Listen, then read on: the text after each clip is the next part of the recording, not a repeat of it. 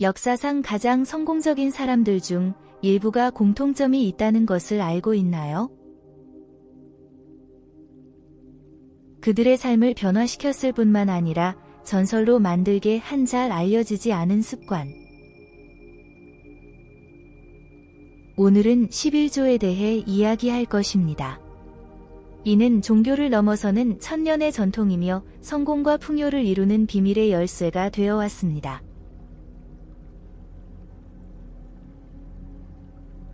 마지막까지 함께 해주세요. 이 원칙을 어떻게 적용할 수 있는지, 그리고 그것을 실천하는 유명인들이 누구인지 알아보세요. 이 영상의 마지막 유명인에 놀랄 거예요.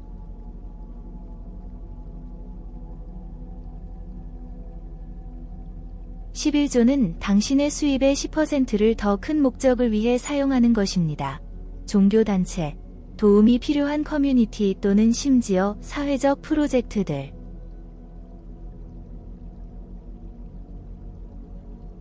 당신이 가진 모든 수입에서 그것이 얼마나 적든 10%를 주는 것입니다. 얼마나 가지고 있는지가 아니라 얼마나 기꺼이 줄 준비가 되어 있는지가 중요합니다. 적은 것이라도 11조는 풍요, 감사, 그리고 목적을 당신의 삶에 심는 씨앗입니다.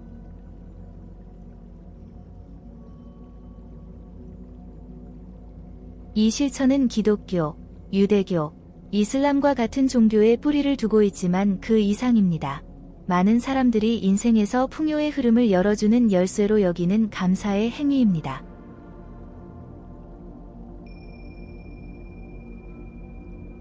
성경의 기록에서 11조는 우리가 가진 모든 것이 더 큰 존재로부터 왔음을 인정하는 방법으로 제시됩니다. 철학적으로 이것은 주고받는 법칙과도 관련이 있습니다. 더 많이 주면 더 많이 받습니다. 이는 미래의 수확을 위한 씨앗을 심는 것과 같습니다. 많은 백만장자들이 이를 이렇게 봅니다. 감사하는 마음으로 주어 풍요가 흐르게 합니다.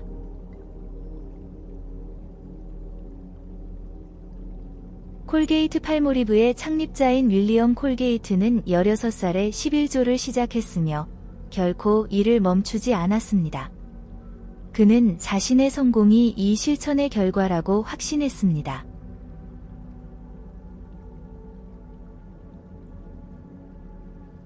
역사상 가장 부유한 사람 중 한 명인 존 디 록펠러는 이렇게 말했습니다. 내가 첫 번째 100만 달러를 벌 수 있었던 것은 첫 번째 달러를 주지 않았더라면 불가능했을 것입니다.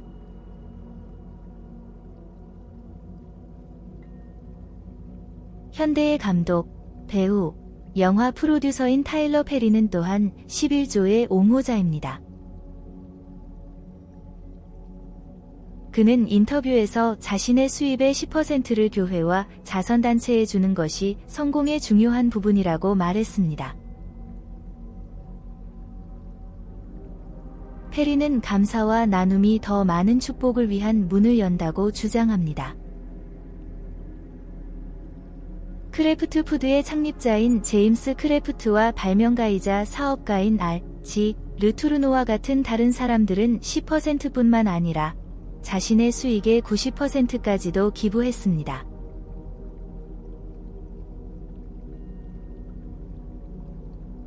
제임스 L. 크래프트 푸드의 창립자인 제임스 루이스 크래프트는 그의 11조 실천으로도 잘 알려져 있습니다. 그는 자신의 사업 성공을 수입의 일부를 종교적이고 자선적인 목적에 기부하는 충실함 덕분으로 돌렸습니다. 그는 자신의 사업 성공을 수입의 일부를 종교적이고 자선적인 목적에 기부하는 충실함 덕분으로 돌렸습니다. 그의 이야기는 그의 신앙과 사업 성공 간의 관계를 강조하는 다양한 글에서 언급됩니다. 데이비드 그린, 하비라비의 창립자이자 미국에서 가장 큰 예술 및 공예 상점 체인 중 하나의 창립자입니다. 데이비드 그린은 11조의 강력한 옹호자로 자신의 회사 이익의 10%뿐만 아니라 최대 50%를 종교적이고 자선적인 목적에 정기적으로 기부합니다.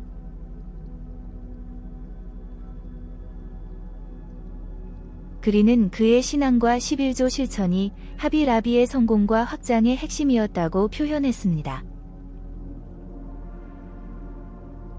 그의 책 Giving It All Away and Getting It All Back Again 에서 그는 관대하게 주는 것이 어떻게 영적이고 재정적인 균형을 유지하는 데 도움이 되었는지 설명합니다.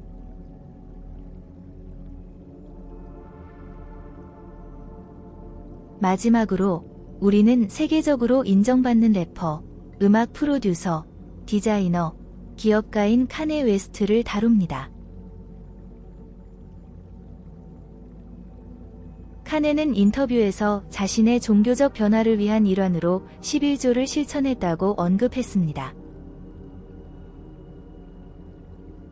그의 영적 각성은 지저스 이즈 킹 앨범에 반영되었으며 카네는 자신의 삶에서 기독교의 영향, 특히 나누는 습관에 대해 공개적으로 이야기해왔습니다.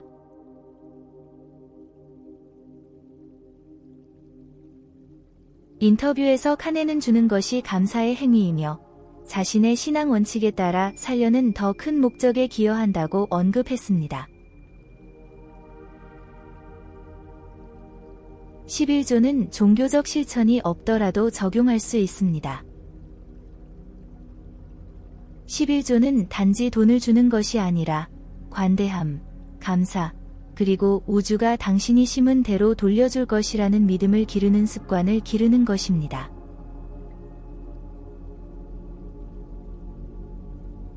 록펠러는 주는 것은 투자다 라고 말했습니다.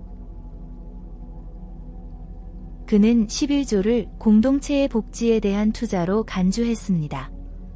교회, 사회적 원인, 그리고 도움이 필요한 사람들을 지원함으로써 록펠러는 더 강한 공동체를 구축하는 데 기여했고, 이는 간접적으로 그의 사업이 운영되는 환경을 강화하는 데에도 도움이 되었습니다.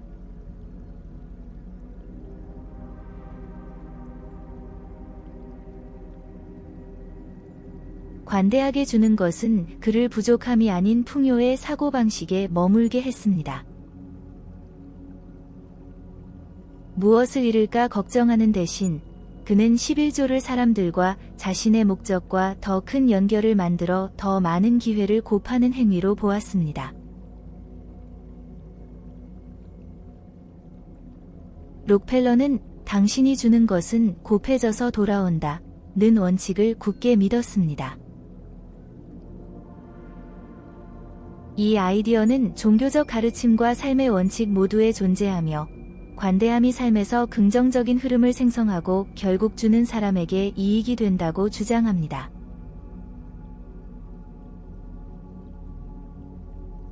그의 삶은 주는 것이 단지 이타적인 행위일 뿐만 아니라 지속적인 영향을 생성하고 목적 있는 삶을 이루기 위한 전략임을 보여줍니다. 그의 관점에서 11조는 지출이 아니라 영적, 감정적, 재정적 풍요를 거두기 위해 심은 씨앗이었습니다. 그리고 기억하세요. 중요한 것은 당신이 얼마나 가지고 있느냐가 아니라 얼마나 주고자 하는지입니다. 적은 것이라도 11조는 풍요, 감사, 그리고 목적을 당신의 삶에 심는 씨앗입니다.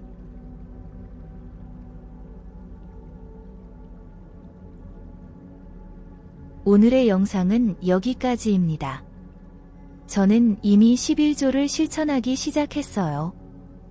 당신은 어떻게 생각하시나요? 이미 실천하고 있나요?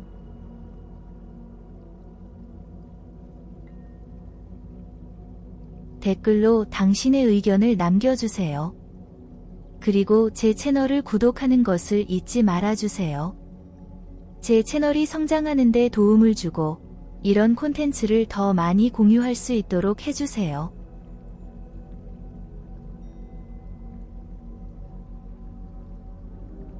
이 영상에 있는 배경음악의 링크를 설명란에 남겨둘게요.